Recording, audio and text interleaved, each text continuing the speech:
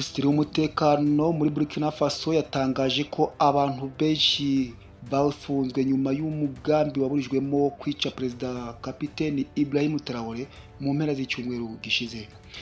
Minisitiri Mahamadou Sana yavugiye kuri televiziyo y'igihugu mu ijoro ryo kuwa kabiri ko uwo mugambi wo guhirika ubutegetsi wateguwe na Lieutenant Colonel Paul Henry Santiago Damiba wakuwe ku butegetsi na Traoré muri Nzeri 2022. Inzego zacu z'ubutasi zapfubije icyo gikorwa habura amasaha ngo gikorwe.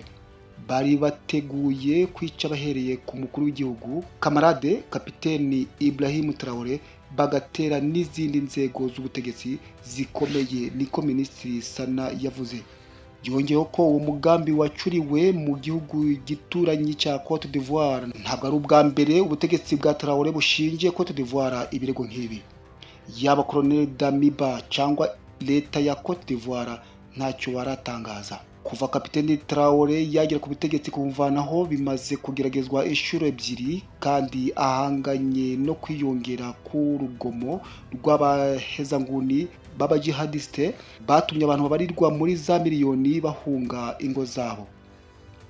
Nubwo afite izi ngorane, Traoré w'imyaka 37, ubutegetsi bwe bukomeje gukundwa mu gihugu no ku mugabane wa Afurika kubera ibitekerezo bye bishyira imbere Afurika kandi binenga ukwivanga kw'ibihugu by'iburengerazuba. Ku bwa Minisitiri w'umutekano, intasi zavumbuye video yerekana abacuze uwo mugambi waburijwemo barimo kuganira uburyo bazabigenza.